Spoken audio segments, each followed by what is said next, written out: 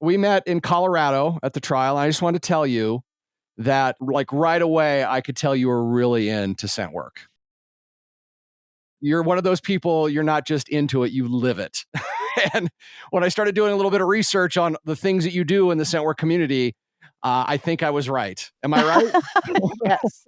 Yeah. It is definitely my passion. I had no idea how much I would dive into this head first and just keep swimming, and I just live, breathe, eat, read, everything it is all encompassing. Yeah, it didn't take long for me to realize that. And you've only been at it for about what, 6 years? Yes, yes. I trained hunting dogs with my dad growing up.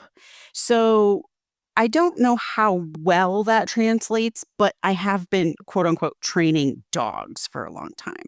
So I guess the natural ability of connecting with dogs and creating a bond with dogs and then training dogs, that translated very, very easily into the sports career. Well, I probably should say this. This is Alert Scent Work. I'm Scott, Murphy and Kiva's dad, and today we're talking to Archer and Yoda's mom. Do you have any other dogs you're mom to? Are you a mom dog to anybody else? Yep, I have Buddy. Buddy's my old man of the house. He's 14 and he's a dog that I literally picked up off the side of the road.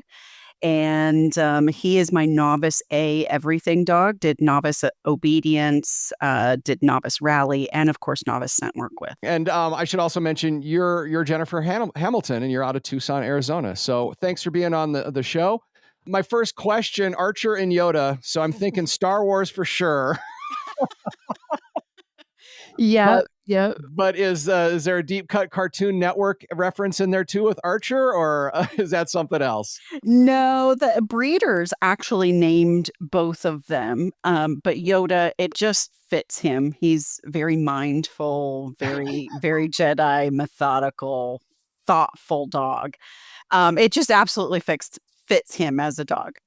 Archer's registered name is Andali straight through the heart.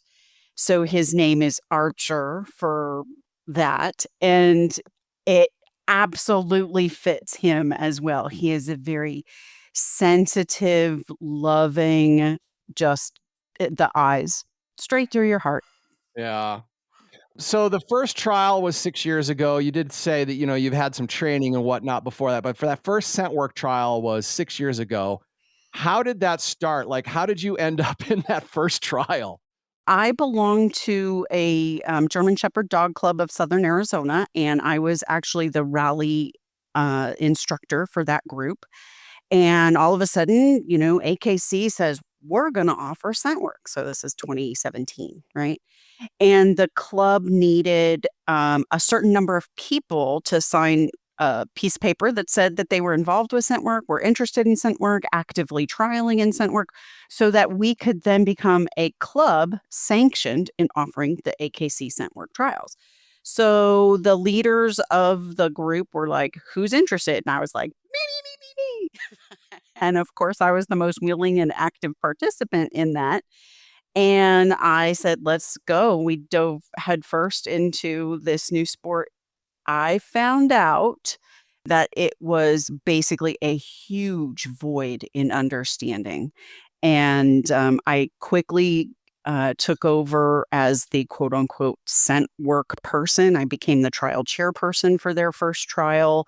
I dove into reading rules and regulations and talking to judges. In fact, one of the very first judges I ever hired was Judith Guthrie, your Oh, good friend. wow. Okay. Yeah, she judged at my very second scent work trial. Can be a small So world sometimes, huh? yeah, yeah. So I've known her for a while and I just dove in and then I realized how much I don't know, how much I don't understand. And I think that was really, really evident when I showed up my first trial and I was excused from the common crating area because my dog was a little rowdy. Remember, I picked him up on the side of the road. So he was a very energetic, I wouldn't say reactive, but just got nervous and then it manifested as barking. So we were excused from the common crating area. We had to go back to the car. It completely frazzled me. By the time we got in to do our searches in novice, I was just a complete wreck. And I was like, oh my God, these people are judging me. And I think we only qualified in that whole weekend, I think one interior run. And I was like, okay, I've got some work to do. Instead of it turning into a massive defeat and walking away from the sport, it energized me and just it created a monster, and that's where my passion kinda dove into. So it wasn't necessarily, well, the trial made you go, I'm going to dig in. I really want to learn this for whatever reason. But it sounded like there was a path you could have gone one of two ways when they said, hey, AKC is going to do scent work. Who's in? You said you put your hand up and went, me, me, me, me, me. Why such enthusiasm as opposed to just like, all right, well, we'll see what this is all about? Buddy was kind of reaching the end of his rally career. He was not really enjoying it at all. He actually went into the obedience, like the competition obedience ring, and peed on me during his sit stay. And as funny as that is now, um, yeah, I'm yeah, sure it was horrifying then. I'm sorry. yeah, it was. But to me, it was a huge signal from my, little dog from the street that he didn't want to do the structured environment of rally and obedience anymore. And he was still young at that time. He was only 7 years old, and I knew I needed to find something for us to do. So that was perfect opportunity. All right. And it sounded like you were a little frustrated with the knowledge level. Is that what I understood? That's why you jumped into all the roles and now you find yourself like what, president of your scent work club, you trial 3 to 4 you chair 3 to 4 trials a year, you do a little bit of coaching for your club, you compete, you're a judge. Did I leave anything out? Nope, I think that's Okay. it. That's not, do you have a regular job or because this certainly doesn't sustain you. I do. I laugh and I say whenever I go to work, I'm a nurse and I do infusions in people's homes for the biologics, IVIG, different neurological conditions. Wow. So I travel all over Tucson and Southern Arizona, Monday through Friday, 9 to 5. And every time I leave the house, I always tell the dogs, somebody has to pay your entry fees. I Yeah. gotta go. So yes, so actually I do have a full-time job and everybody in my club thinks it's absolutely nuts how much I get done inside and outside, not only working a full-time career, but also training my personal dogs, trialing with my personal dogs, and judging as much as I do. And then on top of that, being the show chairperson for the Right. club. I need to Yeah. shadow you and find out what your secret is because you're doing something right for sure. Yeah. Organization. Just Yeah. I can put it all in my head and, like, just piece it out, and I can Good for just see you. the big picture from up above. All right. So you have so many roles, and that gives you a front row seat to a lot of teams. So I wanted to transition into maybe some things that you've observed. And this is the learning part of the podcast, maybe that I could learn from some of the stuff you've seen and some of our listeners. So, what is it when you see a team like you hear this word? Oh, that's a great team. What does that even mean? What does that mean to you based on all the dogs you've seen? I think that the standout teams, like, if I was ever at one of those trials where they give the judges the opportunity to award a judge's certificate or, best team of the day, it doesn't necessarily have to be a team that is fast.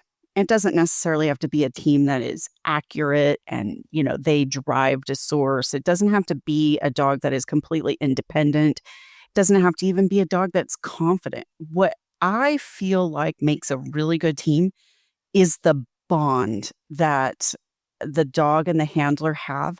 When a handler is really cued into watching their dog, and I kinda give this little pep talk to everybody when they're like, "I'm just struggling, I'm struggling, I'm struggling." 99.9% of this game is learning how to read your dog. Learning how to read your dog in odor, in critter smells, in food distraction smells. Learning how to read your dog is where you are going to win this game.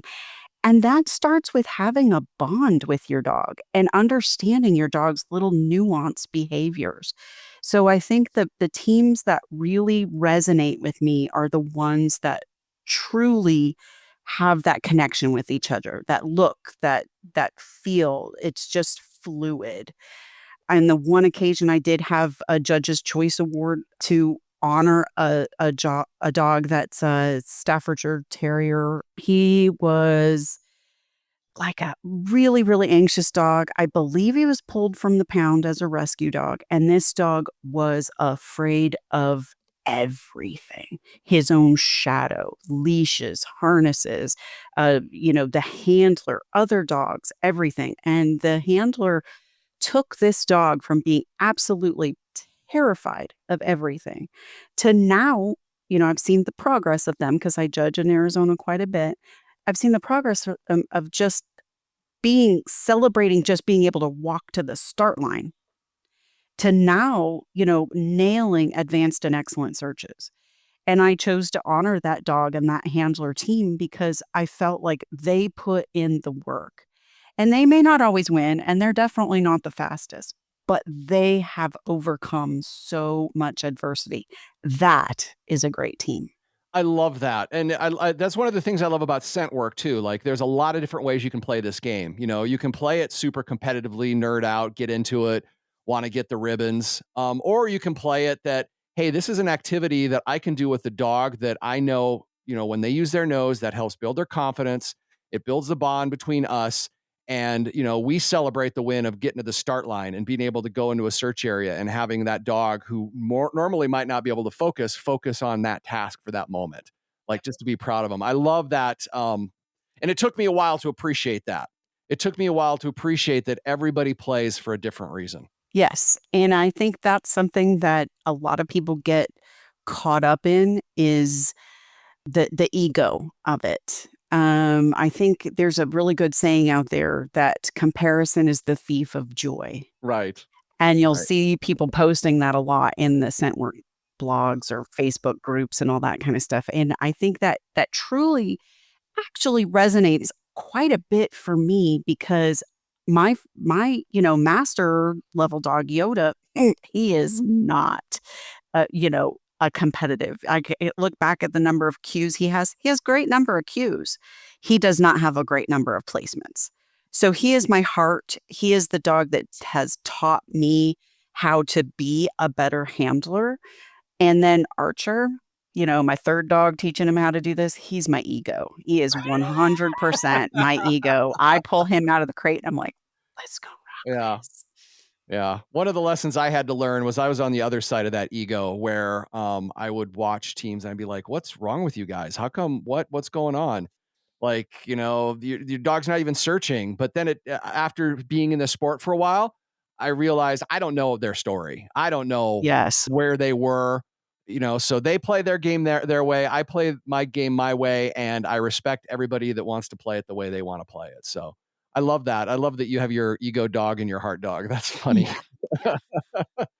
Yeah. When you see a team, what do you love seeing? Is there something beyond that connection, even if they don't cue in your ring? I am a huge advocate for celebrating the dog and when I give the briefing in the morning, when they're introducing us at the club, general briefing in the morning, and they say, "Hey, judges, you guys want to have anything to say?" I usually have a little speech that I give that goes something to the effect of, "You chose to be here.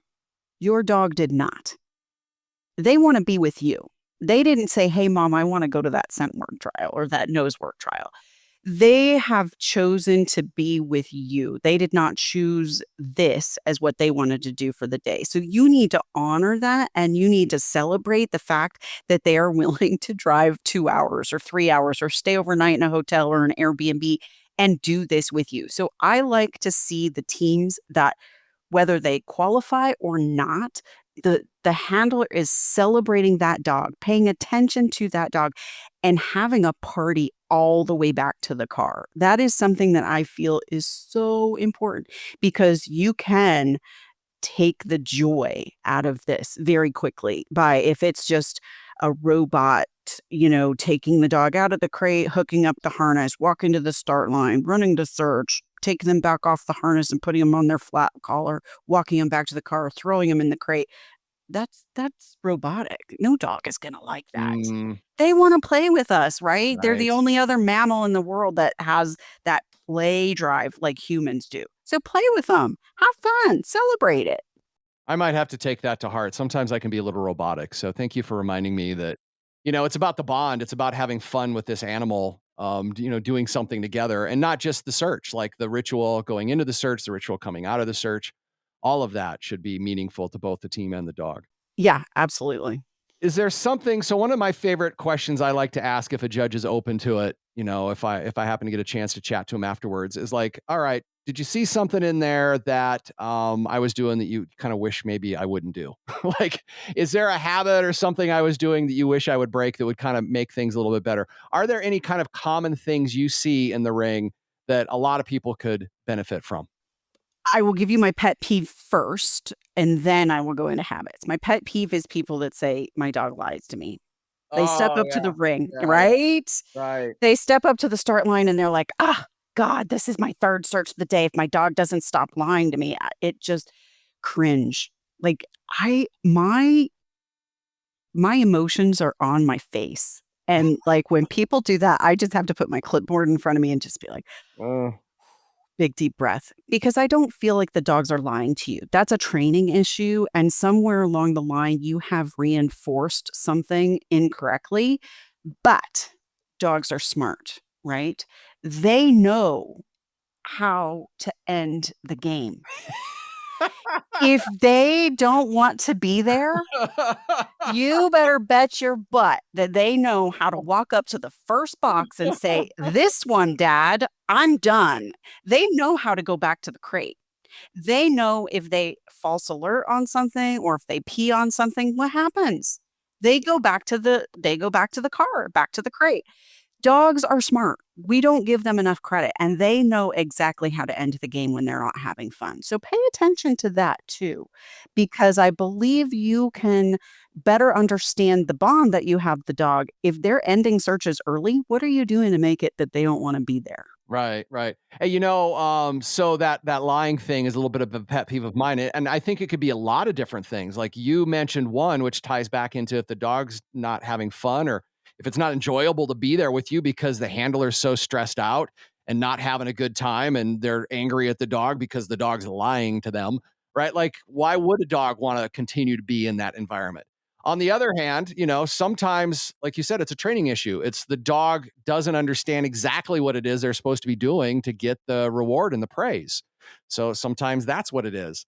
Sometimes it could be the dog's going to just do a little bit of experimenting, right? Because again, they're smart. So the dog might be like, all right, I get a cookie if I do this. What if I do it over here? Does this get me the cookie? Like Right. it's not lying.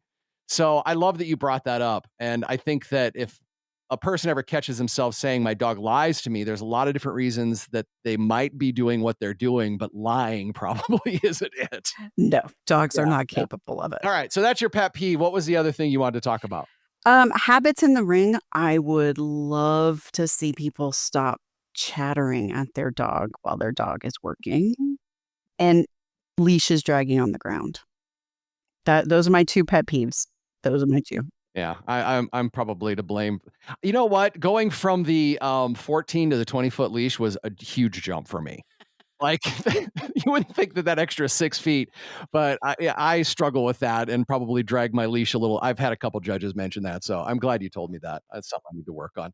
And that's, something we don't think of, right? Like a lot of times when we first get into scent work, it's all about what the dog does. It's not about what we do. And, that leash handling control is a big part of that. So It is something to be practiced, and videotape. Have a friend videotape you so you can see what you look like in the search area.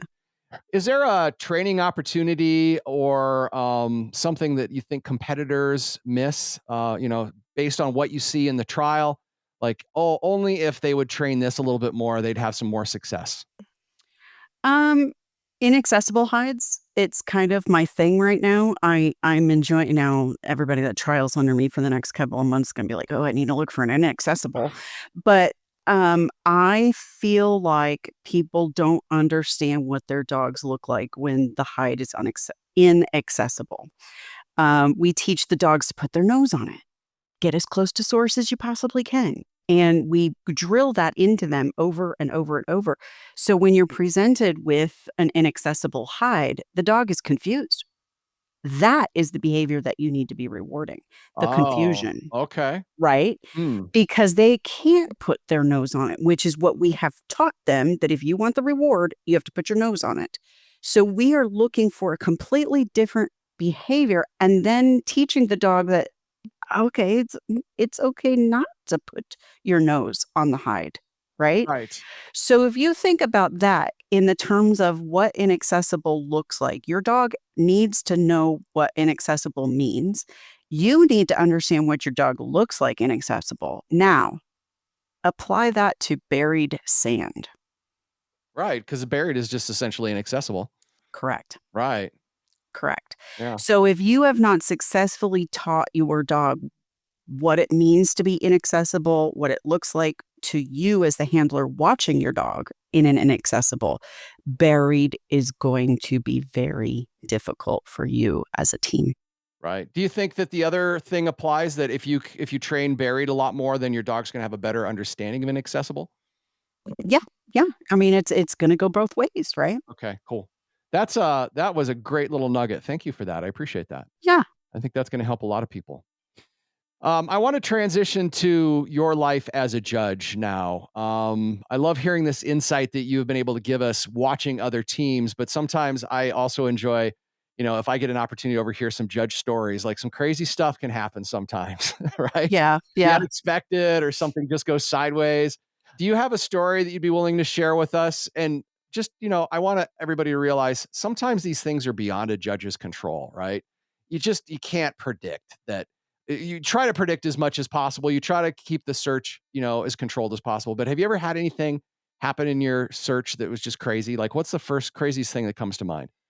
Um, let's see. In January, I was judging in Albuquerque, and a windstorm came up, and I'm not talking about like just like, oh, it was a windy day. No, I'm talking like 40 to 50 mile an hour gusts of wind. Right, Like, blowing people's easy ups all over the parking lot. yeah. And it, of course, started in the afternoon. And of course, it's about the time that we need to start running excellent and master exterior. Right, the hardest ones. And I'm like, all right, no big deal. My master search, I'm going to do 2 ground hides. It's going to be easy. They're going to stick to the ground as best I can, right? Try and find a little pocket that they can hide in. And then I'm like, oh God, I have to set excellent. I got to set 3 hides in this wind. How the hell am I going to do this? So Yes. So, what were your major concerns in the excellent level of those three hides? that it was the odor was just not even going to be available. Okay. Okay. Not convergence, none of that. N- Just will no, order be available. Okay. right, right. So I go out there with my trusty little Cirrus wind indicator, and I am given a playground, a children's playground. Big tall structures with like the little rock walls on it, the slides, the whole bit. I go out there with my little indicator, and I literally searched every single. I detailed this structure with my wind indicator to find 3 places that I could put 3 hides in that would be level appropriate, even if there wasn't any wind, right? And be like, all right, let's do this. And bring out you know, the group for their briefing. And I mean, their faces, you could just see it on their faces. They were like, oh my God, why do we have to do this? And I'm like, well, you guys are the ones inside at the grading area. I'm the one that has to sit out here and get sandblasted judging 26 dogs. Are you kidding me? Like, come on. So 26 dogs.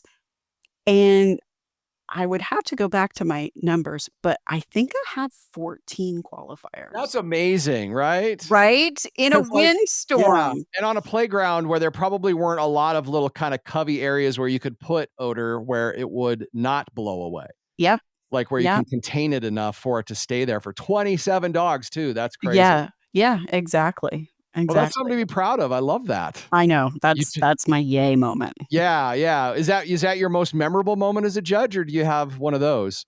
Setting detective and being the first judge to give somebody a yes for a detective run, that Your is first detective Q is what you're saying? Yeah. yeah, that is the most amazing feeling in the world. That is really Are you a fun. hugger in that moment? Oh, absolutely. Absolutely. I'm hugging them. I'm giving the dogs treats out of my pocket, you name it. That's so funny because I've ran, I don't know, probably 16, 20 detective runs now, and the judges can be so different. Like, I had one judge where I swear I almost felt like they were disappointed that that I got it. Like That's horrible. I said finish, and they were like, yes. And then Oh. I've had judges like you that they get really super excited, or they'll say something like, probably one of my proudest moments in the detective was I had a judge say, "Thank you for not wasting your dog's time," because I just called finish when I thought we covered all our areas as opposed to running the time. I still was like 4 minutes longer than the first place team, so I wasn't blazing the trail, but in that moment they thought so. So I appreciate that you like to celebrate those moments. Yes, absolutely. I mean, that's what this is about. It's supposed to be fun. It's supposed to be accomplishment. Some teams train and work really, really hard, to get where they are. So to support them in that way. Are there other ways you like to support contestants? I enjoy the briefings. I really enjoy bringing the handlers to the start line, whether it's novice, advanced, excellent, master, detective. I enjoy giving them little nuggets of information, of a pep talk, of an encouraging word at the briefings. We as judges are not supposed to be coaches. We are not supposed to be instructors. We are not supposed to tell you what you did wrong, how you can improve, what you need to do to fix it. That's not our job as a judge. So I feel like when I have a captured audience for the briefings, I feel like that's my moment to like encourage them, put them at ease, reminds them that we're doing this for fun and have a good time. Do you like if I so when I came up to you and I was asking you for advice after you were out of the judging ring, does that bother you? No, not at all. Okay, I okay, would okay. I would All right. absolutely love it. So for you, when you're in that ring, you have that clipboard. That's when you're the judge. That's when you're not giving coaching advice, but you don't Yeah. you don't mind people approaching you and say, "Hey, do you?" If you're gonna come over and help me move all my buried containers and you wanna chat my ear off while you're doing it, I don't care. Hey, that's what I did, so I I did it know. right. All right, there's an important lesson, folks. If you want some judge feedback, you gotta scratch their back a little bit, I guess. Yeah, Yeah. there you go. Do you have a signature distractor you like to use? I think you know what it is. Yeah, so it's funny. This was a throwaway question I decided to start asking, and just about every judge has one, which kind of shocked me. And I love these little moments of things that we don't think about as a competitor that might be a consistent among all judges. So, what is your signature distractor? My signature distractor is my duck. And, this is a throwback to the beginning, the quote unquote way, way back beginning of scent work, which actually started with a retriever, a duck retrieving dog. So this is one of the mimic distractions that I will use in your master or detective runs. And it is literally the duck decoys that you would put out, tie out in the water to draw ducks into your hunting area. And it is the duck. And I cannot tell you the number of people whose dogs show interest in this duck. And it's a different kind of interest. So you need to know what your dog looks like on interest and odor. And they're like, oh, my dog's really interested in that duck. I'm going to call alert. And I'm like, no, that's Oh, a distraction.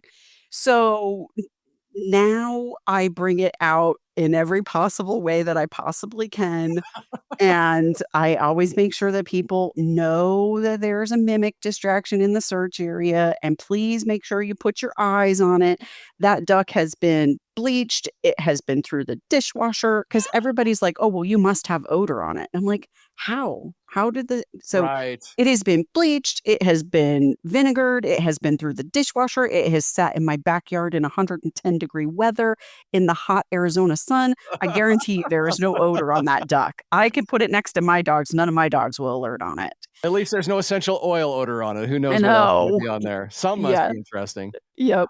Yep. Wow. So that travels you, that fits in your suitcase, goes wherever you go, huh? It does, yeah, it even made an appearance in Hawaii. If you look at my Judge Debrief videos from pretty much everywhere, I will make sure to point out the duck. I do have a question. You had briefly mentioned this, but I want to get back to this reward question. You shared a post online that I really liked, and it said essentially the social bond is as important as the food when it comes to rewarding your dog. Yep, yep. That was that based on a study? And Um, talk to us a little bit about that, and then what does that look like for you? How do you implement that to make sure that that social bond is happening in the reward, ritual? yeah, yeah, so this actually was a scientific study, and they highlighted it in, PBS Nova special, that talked about the bonds between humans and dogs. It's gonna be widely studied stuff, right? Dogs and humans. So they actually figured out a way to put dogs in MRI machines and measure their dopamine response to different stimuli. So they measured this response to the handler's face and then just a treat being offered. And their dopamine response to the handler's face was better and higher rewarding to the dog. Like, there was more of a dopamine dump or, positive thing that happened when they saw the handler's face and that praise that they were giving the Huh, dog in that moment. So yeah. they studied it through MRIs and reading that. So scientifically, it has been proven that the bond and seeing your face and hearing that praise is more important than just food. I'm gonna interrupt there. I have a hard time believing that because I swear that my dog Murphy is just in it for the food. Like, he could give 2 whatever about me, but likely not the case, it sounds like. It sounds like maybe there is a little something there maybe, you think? Oh, absolutely, absolutely, and I have a dog that is very food driven. Archer is all about the food, all about the treat. He will actually help himself to my treat bag if he thinks that I have not rewarded him quickly enough for his fine. But where I see it the most is with Yoda, my smart, methodical, slow dog, and sometimes he just needs me to, like, get in his face and be like, "Can we do this? Are you ready to play? Let's go." And, I mean, he sparks up, he starts to sparkle, his ears perk up, and he's ready to play, So you and use it as a it's start fun. line ritual there in that instance? Sometimes, yeah. Oh, Okay, well, it's actually my restart ritual. If he's distracted and not really searching the way I think he needs to be, then it's kind of a pause in the search area. But yeah. alright. Yeah. Yeah. So what does your reward ritual look like then after a great run with your dog? How do you incorporate both of those aspects? So my verbal praise is right there. It is yes, good job. And I mark it with a yes. And I come in and when I'm feeding them as I am giving them treats, I don't just give one treat. I have a treat in my hand and I am breaking it up into little pieces. Now remember, I have papillons. So I'm not able to give them, a thumb sized treat and they can just swallow it. Like a thumb sized treat is probably 8 or 9 reward events for them. So I am breaking it up into little pieces. And as I'm giving it to them, I'm like, "You are so smart. Look at you being the most awesome dog in the whole wide world. You're the best dog." And so for every hide that we find, that is it. And then as we are leaving the search area, I'm like, look at you being the smarty pants. You are the most awesome dog. And I am chattering with them the whole way. And you can see it. They will start lifting their ears up. They are prancing next to me. They're like, oh, mom thinks I'm important. What else can you give me? So even both dogs, even your food motivated dog will get a little perk up, huh? Yes. Yes, he Hmm, will. Yes, he okay. will. That's something else I think I need to pay a little bit more attention to is my reward ritual afterwards. Because I mean, first of all, I feel a little silly saying all those things you just said. And, I have been in class with guys that I the Saturday group that I train with, there's a couple of guys in that class, and they're like, "Oh gosh." But if you go back and you look at detection handler work, like, Army, Border Patrol, any of those guys that are running kennels for military, They teach their guys how to get excited with their dogs and how to have that girly squeaky voice to get their dogs amped up. It is part of the class that they are teaching these detection dog The girly handlers. squeaky voice, like I can't just use my like, "Hey, good boy, you did it, all right." Like That that. you just had inflection in your voice that raised and was squeaky. Okay, so that was okay in your The mind. boy. Yeah, Okay, okay, okay, absolutely. okay. Absolutely. All right, all right. Let's go ahead and start to wrap this up, Jennifer. This has been fabulous, and now I'm going to spring a little something on you. I'm going to end this Oh, with no. what's called 7 questions. Oh yes. So these are not ones that you sent to me ahead of time? No, no, no, no, no. This is the whole point of this is I'm going to ask 7 questions, and I just want you off the top of your head, 1 or 2 sentences, answer those questions. It's just kind of a quick fire round. Okay. Okay. All right. Question number one: what is your dog's favorite reward after a great search? Turkey meatballs from Trader Joe's. All right. What's one piece of advice you'd give your beginner scent work self? Get an instructor, an in-person live instructor. What's one thing you always pack in your trial bag? I like to make sure I always have my recording device so I can record my searches. How do you bounce back after a particularly tough trial day? How do you and your dog bounce back? What do you do? I think that's the mental management part of it. I'm a nurse, so nothing is can be as bad as like working in an emergency department. So I always kind of tell myself, nobody's going to die in dog sports. Right. Yeah. What would your dog say about you as a handler? Oh gosh. I think Archer would definitely say that I don't give him his treats fast enough. Okay. Yoda would just be like, "Why are we still doing this? Can we Yeah. just be done?" Nothing positive though, huh? They're both kind of negative. Well, and that's, I guess, because I always strive to be better for my dogs, and I am always trying to improve myself so that I consider it constructive Oh, criticism. okay. All right. Fair enough. What's your favorite search that your dog likes to run in or that you like to run your dog in? Which event? Yoda is exteriors, anything exteriors, he just excels at it. I absolutely love it. Archer, I love watching that dog on containers. Yeah. He just gives me chills. What's a compliment that you got from a fellow competitor or a judge that really stuck with you? I love it when people say your dogs are really fun to watch. What has your dog done in a search that made you laugh?